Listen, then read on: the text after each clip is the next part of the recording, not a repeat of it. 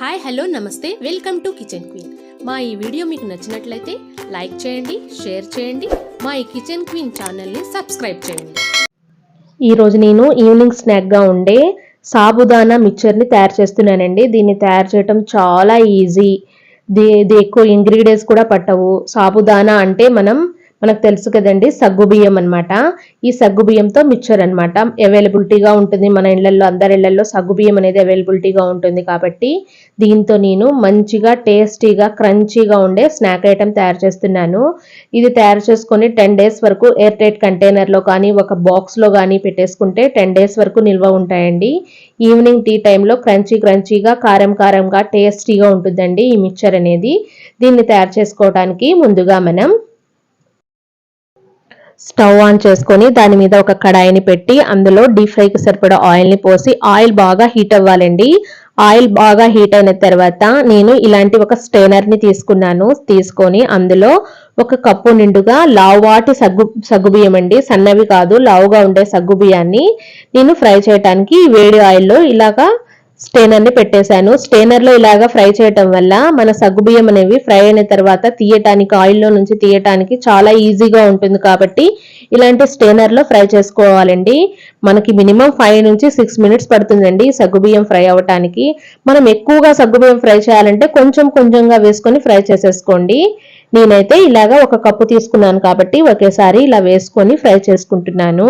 మన సబ్స్క్రైబర్స్కి ఒక చిన్న విషయం అండి, ఏంటంటే మనం ఇలా వీడియోస్ తీస్తూ ఉంటాం కదా, ఆటోమేటిక్ స్టవ్స్ ఉంటాయి కదండి, మనకు లైటర్ యూజ్ లేకుండా. అలాంటి స్టవ్స్ యూజ్ చేసేవాళ్ళు ఫోన్స్ కి కొంచెం దూరంగా ఉండండి. అందుకే నేను స్టవ్ ఆన్ చేసేటప్పుడు చూపించలేదు, ఫోన్ దూరంగా పెట్టేసి స్టవ్ ఆన్ చేసిన తర్వాతనే వీడియో తీశాను.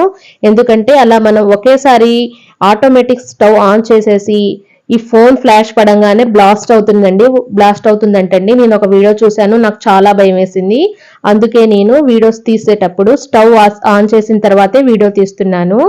చూడండి, చక్కగా సగ్గుబియ్యం మంచిగా పొంగినాయి. ఒక 5 నుంచి 6 minutes పట్టిందండి, చక్కగా పొంగినాయి. ఇప్పుడు వీటిని తీసేసుకొని నేను ఒక బౌల్లో వేసేసుకుంటున్నాను ఫ్రై అయిన సగ్గుబియ్యము. ఇప్పుడు ఇదే స్టెయినర్లో నేను ఏ కప్పుతో అయితే సగ్గుబియ్యం తీసుకున్నానో అదే కప్పుతో లావాటి అటుకులను తీసుకున్నాను. అటుకులు కొంచెం మందంగా ఉండాలండి అటుకులు. అలాంటి అటుకుల్ని కూడా ఫ్రై చేసేసుకున్నాను. చూడండి, 2 minutes లో అటుకులు అనేవి ఫ్రై అయిపోయినాయి. వీటిని కూడా నేను సగ్గుబియ్యం ఫ్రై చేసి వేసుకున్న బౌల్లోనే వేసేసుకున్నాను. ఇప్పుడు ఇదే స్టెయినర్లో నేను ఒక 1/2 కప్పు పల్లీలను వేసుకొని ఫ్రై చేస్తున్నాను. ఇలా స్టెయినర్లో వేయటం వల్ల మనకి ఈజీగా ఫ్రై చేసుకోవచ్చండి. తర్వాత ఒక 1/2 కప్పు వరకు ఎండు కొబ్బరిని కూడా ఫ్రై చేసుకుంటున్నాను. పల్లీలు, ఎండు కొబ్బరి, తర్వాత ఒక 1/2 కప్పు జీడిపప్పును కూడా ఫ్రై చేసేసుకుంటున్నాను. చూడండి, పల్లీలు, ఎండు కొబ్బరి, జీడిపప్పు మంచిగా ఫ్రై అయిపోయినాయి. ఇప్పుడు వీటిని కూడా తీసేసుకొని నేను మనం సగ్గుబియ్యము అటుకులు వేసిన బౌల్లోనే వేసేస్తున్నాను.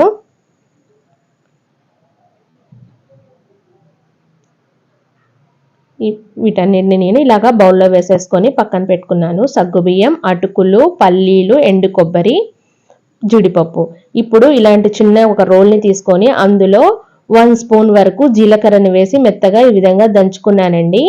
తర్వాత అందులోనే ఒక 6-7 వెల్లుల్లిపాయలను కూడా దంచిన జీలకర్రలో వేసేసుకున్నాను. వేసేసుకొని వెల్లుల్లి కూడా కొంచెం దంచిన తర్వాత, మరీ మెత్తగా దంచొద్దండి, కొంచెం దంచిన తర్వాత అందులో ఒక 2 tablespoon కారం, మన మిక్చర్కి సరిపడా సాల్ట్ను వేసేసుకొని ఇలాగ దంచేసి ఒక బౌల్లో తీసేసుకున్నానండి.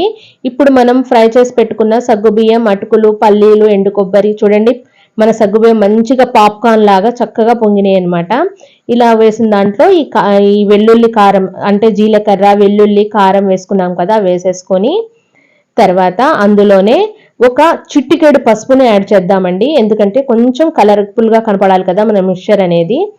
యాడ్ చేసుకొని తర్వాత ఒక 1/2 tablespoon వరకు చాట్ మసాలాని వేసుకోండి. చాట్ మసాలా ఈ మిక్చర్కి టేస్ట్ని డబల్ చేస్తుంది అనమాట. మన జీలకర్ర, వెల్లుల్లి, కారం ఒక టేస్ట్ని ఇస్తే చాట్ మసాలా అనేది మన మిక్చర్కి మంచి టేస్ట్ని ఇస్తుంది అనమాట. ఇవన్నీ వేసుకొని మంచిగా చక్కగా కలిపేసుకోవాలి.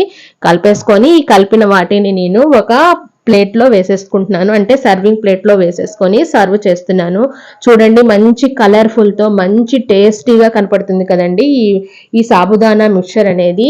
ఇలా మిక్చర్ని తయారు చేసి పెట్టుకుంటే మనకి 10 days వరకు నిల్వ ఉంటుందండి. ఎప్పుడైనా ఈవినింగ్ స్నాక్ అయినా కొంచెం టైం పాస్కైనా మనం వేసేసుకొని బౌల్లో వేసేసుకొని చక్కగా తినేయచ్చు. పిల్లలైతే చాలా ఇష్టంగా తింటారు ఈ మిక్చర్ని. ఈ tasty mixture recipe, sabudana mixture recipe మీకు నచ్చినట్లయితే మీరు ట్రై చేసి మీకు ఎలా వచ్చిందో నాకు కామెంట్ బాక్స్లో కామెంట్ చేయండి. ఈ వీడియోని లైక్ చేసి షేర్ చేసి మీ ఫ్రెండ్స్కి కానీ మీ రిలేటివ్స్కి కానీ షేర్ చేయండి. ఇలాంటి వెరైటీ రెసిపీస్ కోసం నాకు కామెంట్ బాక్స్లో కామెంట్ చేయండి. Thanks for watching.